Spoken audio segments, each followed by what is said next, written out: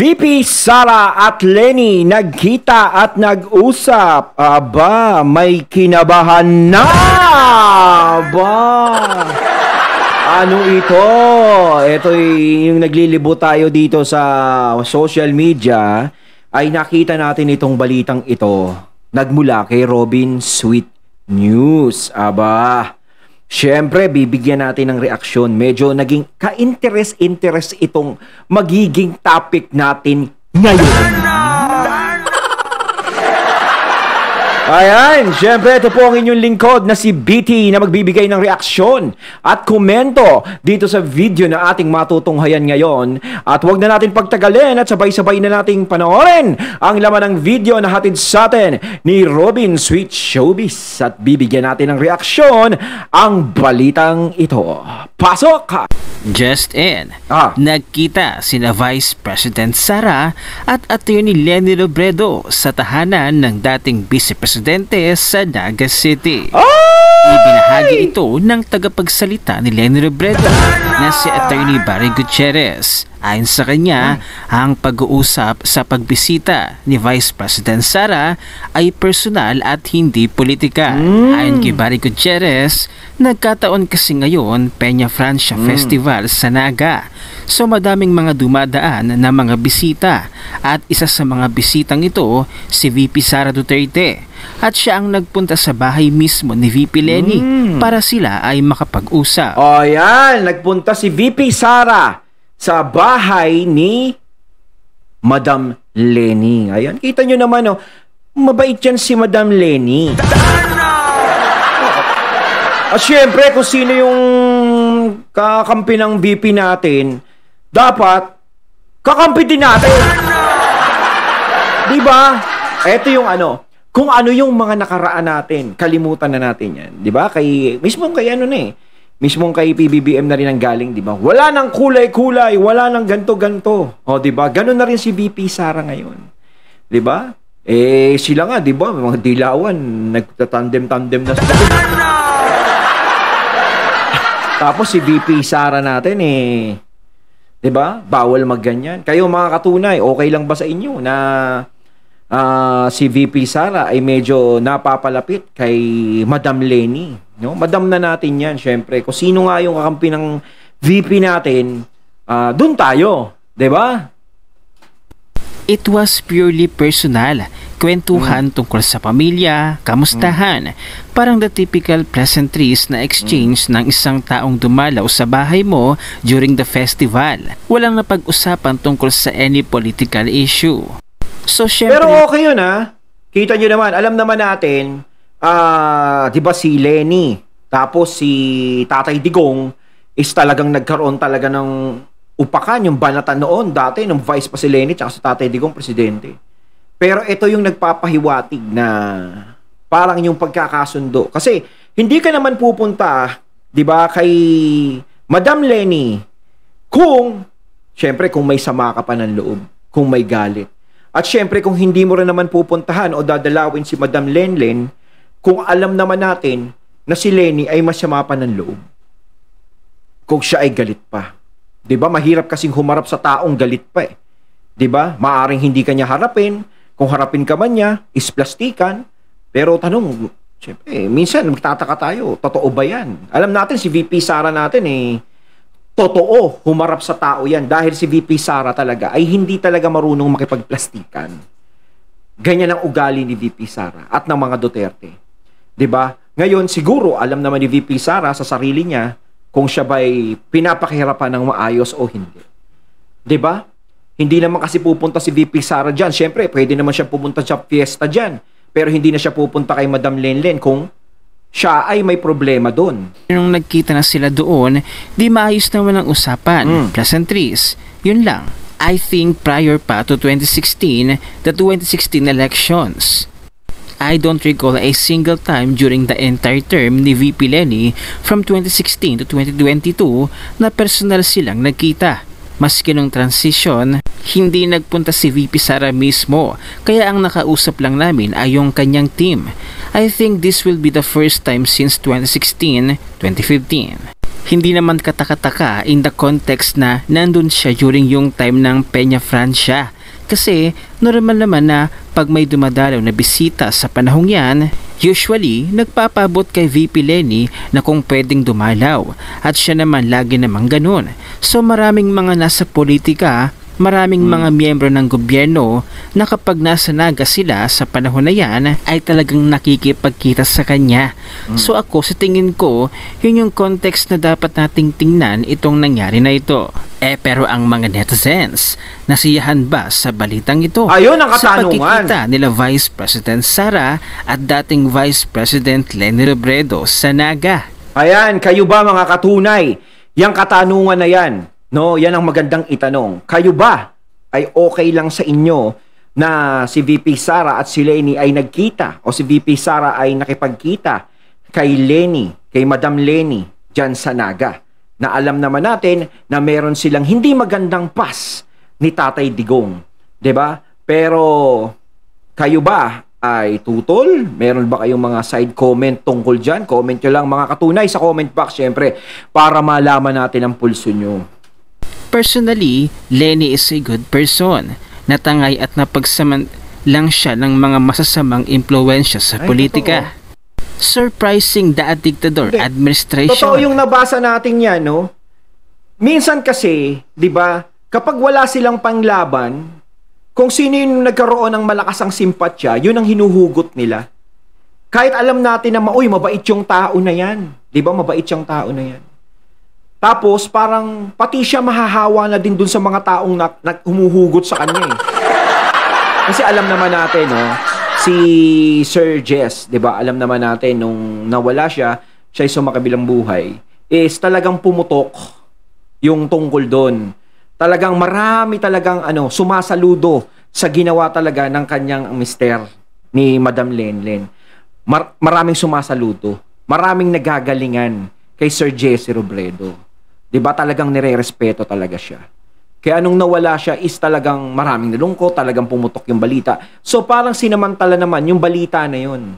'Di ba na mag-e-eleksyon, 'di ba? So syempre, malakas to dahil putok na putok yung nangyari noon, 'di ba? Parang kinuha nila si Madam Leni. 'Di ba? Kaya nakita naman yung resulta na nanalo si Madam Leni kasi nga maraming may gusto doon sa kanyang mister. Maraming bumibili, maraming sumusuporta, maraming Kaya siya nanalo. 'Di ba? So ito rin parang kay VP Sara din, ganun din. Parang kinuha din siya, 'di ba? Pero si VP Sara kasi is hindi siya nagpatangay. Hindi siya nagpatangay sa Agos. 'Yun ang pinagkaiba nila ni Madam Leni. Hindi nagpatangay si VP Sara. Bagkos talagang pag may nakita na siyang mali, ay wala na. Magkalaban na tayo. 'Di ba? Ayaw tutol ako diyan. Yun ang pinagkaiba nilang dalawa. Smells fishy. It's women talk. Aren't you nervous, baby yam? Maybe it's your last night tonight kasi promising Philippines awaits tomorrow. Hindi porket pumunta si Inday, si Leni ang kanyang pinuntahan. Ang pinuntahan niya ang nasalanta sa Bagyo. Ang opinion naman ni Ms. Sasro Cantusaso. Hindi ako na-shock dyan sa meeting ni Sara at Leni sa Naga City. At alam nilang pareho kung papaano pinaikot ng mga altas sa Manila ang kanilang buhay politika. Noong 2022, may Team Rosa, Robredo, Sara, kaya nga mas tumaas ang boto ni Sara kay BBM. Kaiba mga kasweet, anong masasabi ninyo? Ibig sabihin Team Brosa, Robredo, Sara. So parang ibig sabihin lumalabas doon na merong mga bumoto kay VP Sara na galing sa kakamping na sumusuporta kay Madam Leni. 'Di ba? Pag-uusap nila Vice President Sara at Leni Robredo. I-comment nyo na yan sa comment section. Samantala, ibinahagi naman ni Mr. Bill Tucker ang kanyang analysis. Ngayong naranasan natin ng Marcos administration ay kanyang naipagkumpara na noong dating Duterte administration, nakafocus si Tatay Digong para sa future. Kaya nga may build project. Pero ngayong Marcos administration, abay nakatutok sila sa past, hindi sa future. Katulad na lamang ngayon na ginigipit nila ang mga Duterte at sinisiraan. Pero pansin nyo, noong Duterte administration, hindi naman nila binalikan ang mga Aquino na kahit na naging karibal pa ng mga Duterte ang mga Aquino noon. Tama! Diba? Eto mamaya na yung opinion ni Mr. Real Talker, syempre. Isa din sa hinahangaan natin yan. Ang mga Duterte, si FPRRD, hindi niya nahinanapan ng butas lahat ng mga pagkakamaling nagawa ni Noynoy. No, ni ex-president. Hindi niya nahinanapan ng butas yon. Hindi niya na pinakailaman yon. Bagkos itinama na lang ni Tatay Digong kung ano man yung maling nakita niya noon. 'Di ba? Kumbaga, ang importante kasi hindi mo natitignan yung pas eh. Pas na yan. Wala na sa katungkulan yan. Ikaw na ngayon. So kung merong pagkukulang yung administrasyon dati, bakit hindi mo nalang punan ngayon kaysa punahin yung ginawa niya noon? Diba? Dapat pinupunan mo yun eh. Mas dinadagdagan mo. Mas ipinapakita mo sa mga tao na yung pagkukulang na yun ay handa mong kumpletuhin. Yun yung ginawa ni Tatay Digong noon. Hindi kasi si Tatay Digong naging abala. Noon, hindi siya naging abala sa politika. Dahil nanunungkulan siya. Kasi ang mahirap kasi nanunungkulan ka, tapos nagiging abala ka sa politika. Wala ka talagang magiging trabaho. Pero kung ikaw talaga is, pagkatapos ng politika, paglilingkod naman sa bayan, ang gagawin mo, dahil nakaupo ka na, magagawa mo yung trabaho mo. Diba? Kasi ngayon yung nangyayari parang, binabalikan yung mga nakaraan. Matandang kaso ni Kibuloy, binalikan. Kung ano pa yung mga ginawa ni Duterte, ni FPRRD, binabalikan. Imbis na punan, kung may pagkukulang, hindi. Kailangan panagutan.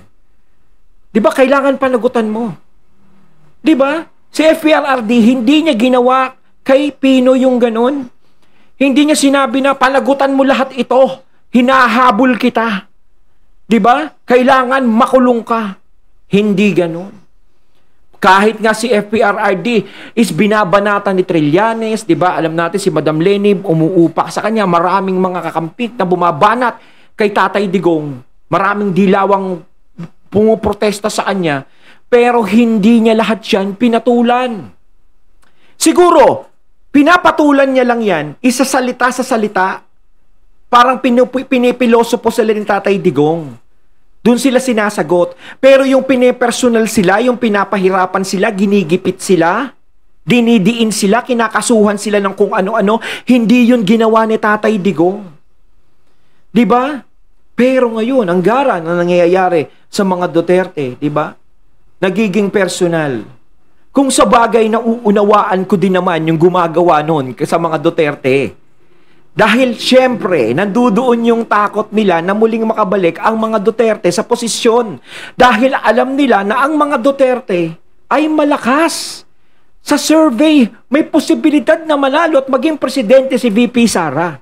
Nadagdagan pa ng takot nila doon sa sinabi ni Tatay Digong na mas matindi yung anak ko sa akin. Diba? Yun yung nagpapakaba doon. Diba? Focus lang ang Duterte administration noon para sa future ng bansa. Hindi man perpekto ang Duterte administration noon, pero naramdaman natin na may pagbabago talaga. Naramdaman ko. Pero ang Marcos administration ngayon, abay saan nakafocus? Sa past administration. Kaya hindi nakaka-move forward. Narito ang comment reaction ni Mr. Will Talker. Panoorin natin. Ito mga lods napansin ko lang kasi tayo na-experience din natin yung Duterte admin At ngayon, nararanasan natin ang Marcos admin. Pansin nyo ba? Balikan natin yung Duterte administration. Di ba una, marami namang palpak din talaga ang Aquino admin. Marami di ba? Yung SAP 44, di ba yung mga ganyan. Pero pansinin mo, parang never naman pinag-initan ng Duterte administration ang Aquino administration. Yes, kahit karibal ito. Tama ba? Meaning, Although maraming palpak sa Aquino administration, pero ang Duterte administration sa nakafocus sa future ng bansa. Di ba? Sa improvement ng bansa, di ba? May build pa nga. Nagets at may mga batas na ipinasa at the time. Kuramdam talaga natin na move forward ang bansa. Yes. Gumanda ang Pilipinas. Yes. Di ba? Yung mga dugyot na mga lugar doon sa Manila, nalinis. Yes. Yung kriminalidad talaga at saka yung droga, 'di ba, naibsan. Hindi perfect pero ramdam natin yung peaceful environment. Yes, diba? Talagang totoo 'yan. Ako naramdaman ko rin lahat ng ginawa ni Tatay Digong. Kaya ganito ako magsalita para kay Tatay Digong eh. 'Di ba? Kasi si Tatay Digong, lahat ng mga bumabanat sa kanya is hindi niya pinersonal.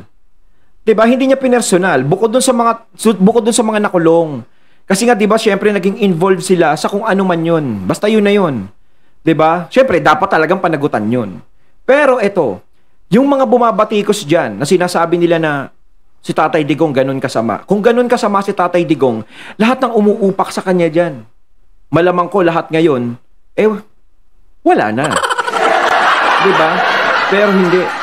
Si Tatay Digong na nga nagsabi sa kanila, bayaan mo silang magsalita, karapatan nila yun. 'Di ba? Dapat nga ganun. Ay, ang gandang mindset nung ganun eh, 'di ba? Bayaan mo sila magsalita. Karapatan nila 'yan. 'Di ba? Lahat naman ng tao may karapatan ng magsalita ngayon. Hindi mo pa pwedeng pigilan. Ngayon kasi nararamdaman ng iba, yung siyempre nirereklamo ng iba na parang pinipigilan magsalita ngayon. 'Di ba? Kung pipigilan natin magsalita lahat ng tao ngayon, hindi mo makikita kung ano man ang pagkakamali mo. 'Di ba? Kasi kung hindi mo nakikita yung pagkakamali mo at kumpiyansa ka sa ginagawa mo ngayon, hindi mo alam na malaki na palang pagkakamali, mahirap na. 'Di ba? Mahirap na kapag wala kang kaalam-alam. Na yung tao pala, yung mga tao pala, habang nagsasalita ka, ay nakataas na ang kilay sa'yo. Ang mga tao pala ay meron ng hindi magandang iniisip sa'yo. 'Di ba? Kaya nga merong mga katulad nito, social media platforms, no? Hindi naman sa naninira, hindi sa paninira, wag na lang yung mga ganun. Mas maganda, makinig kung ano, bakit ako tinitira ng mga taong to? Ano naging pagkukulang ko? Pwede mong hanapin. Pwede mong hanapin kung ano yung naging pagkukulang mo. Hanapin mo yung mga taong nagsasalita na ganito. Ano ba? Alamin mo. Kaya ba ako tinitira? Kaya pala ako tinitira ng mga tao ganito. Kaya pala ako tinitira ng mga vloggers kasi ganito. May nangyayaring ganitong problema. Yun ang resolbahin. 'Di ba? Para ang tiwala ng tao sa iyo ay magbalik. Kaso kung papatahimikin, ipakukulong, ipadadampot, ganito, walang mangyayari. Hindi nababawasan ng tao o magiging kritiko mo doon, yung kritisismo hindi mababawasan. 'Di ba? Iba kasi yung panahon noon sa panahon ngayon. Nung panahon ngayon noon, pwede mong takot-takutin yung mga tao. Ngayon hindi na. Mahirap na, hindi na. 'Di ba? Wala kang ibang dapat gawin ngayon, kundi syempre makisama sa mga tao, sa taong bayan. Alamin mo kung ano ang hinaing nila. Alamin mo kung bakit sila nagagalit sa'yo. Alamin mo kung bakit masama ang loob sa'yo. Lahat ginagawa mo na, pero bakit ganito? Alamin mo. Diba? At kapag nakita mo, isolve mo. Ganun yun. Kasi kahit sabihin mo nga naman, kanina yung sinabi ko, ulitin ko, kahit bawasan mo lahat ng taong babati ka sa'yo, bawasan mo ng 5 yan, madadagdagan ng 10 yan. Bawasan mo ng 10 yan, madadagdagan ng 20 yan. Hindi matatapos yan hanggat hindi ka nawawala. Hanggat di ka nawawala sa pwesto. Ganun yun. Kaya si Tatay Digong, nakakabilib ang ginawa niya noon. Pinabayaan niya lang ng pinabayaan sila. Bahala kayo sa buhay niyo. Basta ako magtatrabaho. Ipaparamdam ko sa mga Pilipino kung ano ang ibig sabihin ng pagboto nila sa akin. Binoto nila ako para maglingkod, hindi para intindihin kung ano yung masasamang sinasabi niyo sa akin. Parang ganun si Tatay Digong. Kaya doon ako bumilib. Isa yun sa kinibiliban ko sa kanya. Ramdam natin na safe tayo sa Duterte administration. Diba? So, hindi naman perfect ang Duterte administration. Yes, pero yes. ramdam natin Perfect, may pagbabago. perfect. Ngayon. Diba? Ngayon. ang Marcos administration, saan sila nakapokus? Sa past. Ayun Diba? Nakapokus ang administrasyon ngayon. 2 years plus na, magte 3 years na mga lods. Parang hindi na to okay. Palaging, di ba, yung mga past Parang mali o yung mga investigasyon nila ngayon ay patungkol sa nakaraan. Diyos ko, parang hanggang ngayon, pasin nyo, hanggang ngayon, hearing pa rin ng hearing pa rin ng hearing. Kasi syempre parang inisip kasi ng mga tao, syempre nanalo si PBBM, ang inisip kasi dyan, unang-una, yung makukontinue yung ginawa ni Tatay Digong. Yun yung inasahan. Kahit si VP Sara, yun ang inasahan. At pangalawa, syempre, kilala ng taong bayan si Apo Lakay. Si Ferdinand Marcos Sr.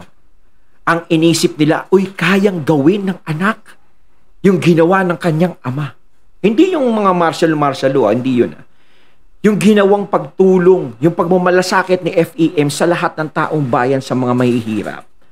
'Di ba? Mantakin mo, 'di ba? Napakamura noon. Tapos yung mga Meralco noon, sinasabi nga, kahit maliit lang ang bahay mo, kahit mahirap ka, pwede kang mag-aircon. 'Di ba napakaganda nung panahon na 'yon? 'Di ba? Ngayon naman, hindi naman natin sinasabing gawin yung katulad ng panahon ni FEM. Kasi nga, 'di ba, iba na ang panahon ngayon. Ang iniisip lang ng mga tao ngayon na yung nangyayaring problema sa bansa natin is makakabawas-bawas man lang kung meron siyang tutularan doon sa ginawa ni FEM. Kaso nga lang, syempre, parang nadismaya yung taong bayan eh. Hindi sa akin ang gagaling to, kundi sa kanila lahat. Dahil ako nag-o-obserba ako eh. Lahat ng sinasabi ko dito is na-o-obserbahan ko sa mga tao. Diba? Kumbaga ako ngayon parang nagbibigay ng babala eh. Diba? Uy, ganyan na yung mga tao sa'yo. Diba? Kailangan ayusin mo na. Diba? Kung pwede ko nga lang kalabitin si PBBM o PBBM. O, medyo yung mga tao, ganito na tingin sa'yo, ganito na. O, paano ba yan? Diba? Dapat ganun eh. Ewan ko, diba? Parang wala namang kumakalabit sa kanya eh. Oo, parang ang kalabit siguro sa kanya. Psst. Ano? Itong mga Duterte to, pakulong na natin. Parang gano'n siguro. Pero si PBBM, tingnan natin kung sasagot o hindi. Siyempre, bahala kayo sa buhay nyo. Pero kung meron talaga siyang magiging magandang advisor, si PBBM, magiging maayos yan. Diba? Yung talagang advisor talaga na matino, yung talagang magpapaliwanag sa kanya kung ano yung nangyayari, magiging maayos yan. Kaso ewan ko sino ba advisor niyan. Ano siya really ba? Ewan ko, basta ko sino man. Hoy! Diba? I-improve nyo naman ang Pilipinas. Diyos ko, marami nang nawawala na bata. Ay, totoo yan. Ang dami nang nawawalang bata. Grabe. Nung ano ba ang nangyayari? Nung panahon ni Tatay Digong, walang nawawalang bata. Yung mga kriminal nga nagdadalawang isip bago gumawa ng krimen. Diba? Kasi alam nila kung ano patutunguhan nila eh. Hindi sila aabot sa kulungan. Diba? Alam nila yun eh. Oh, kapag gumawa ko ng masama, naku, swerte mo kapag umabot ka ng kulungan. Diba? Oh. Kasi nga, syempre, depende yung sa kasamaan na ginagawa mo. Diba? Kapag ikaw talaga sobrang sama, perwisyo ka na sa Pilipinas, perwisyo ka na sa mga tao, aba, minsan nasisintensya ka ng di oras. Ay, nako. O, diba? Kaya natatakot sila sa mga ganun. O. Mataas na ang kriminalidad. Yung mga gumagamit ng shabu na dati ay takot, ngayon nagsibalikan na. Ay, nako. Wake up! Ngayon, ayun nga sinasabi ko eh, kulang sa kalabit! Ay, nako! Kanila ang past admin. Ako'y talagang nagtataka. Diba? Kumbaga, ang kanilang oras at energy sa administrasyon ngayon ay napunta sa pagkakalkal ng kung ano ang kinakalkal nila sa Duterte administration na hindi naman iyan ginagawa ng Duterte administration sa Aquino administration. Diba? Like, for example, hindi, Mr. Real Talker, gusto mo masubukan sila? Kung talagang Duterte pinag-iinitan nila? Magsalita kaya si VP Sara, no? Bababa na po ako bilang Vice President at hindi po ako tatakbo bilang Presidente. Pupunta na po ako sa ibang bansa. Goodbye. Sa totoo lang. Tignan natin kung hahabulin pa si VP Sara at yung mga Duterte. Kapag hindi sila hinabol, alam na natin ibig sabihin nun. Katakot-takot yung Yolanda. Di ba kasi ang daming corruption nun talaga. Oh. Di ba? Imagine mo, billion-billion ang donate buong mundo sa Yolanda at that time. Donations, cash, goods na expire na lang. Pero di ba, hindi ngayon kinalkal ng Duterte administration. Hindi kinalkal yun. Kasi totoo ang focus ni Tatay Digong, move forward. Move forward. Diba? Move forward for the brighter Pilipinas. Yes, tama. Ngayon. Aray. Aray ko. Ngayon. Palo kasi ng palo, Mr. Rito. Busy sa pagkakalkal ng kung ano ang kinakalkal. Diba? Sa past admin, my God. Kawawa tayo mga Pilipino, mga lods. Wala, kawawa talaga tayo. Kasi instead na mag-improve yung bansa natin, hindi. Kasi yung mga leaders natin sa nakapokus sa nakaraan. Ayun, at ating natunghayan ang video na nagmula kay Robin Sweet Showbiz at syempre natunghayan din natin ang video na yon na nagmula kay Mr. Real Talker. Ayan mga katunay, kayo anong masasabi nyo tungkol dito sa napanood nating video at binigyan ng reaksyon? Comment lang po kayo sa comment box. So once again, I'm BT and I'm out. Peace.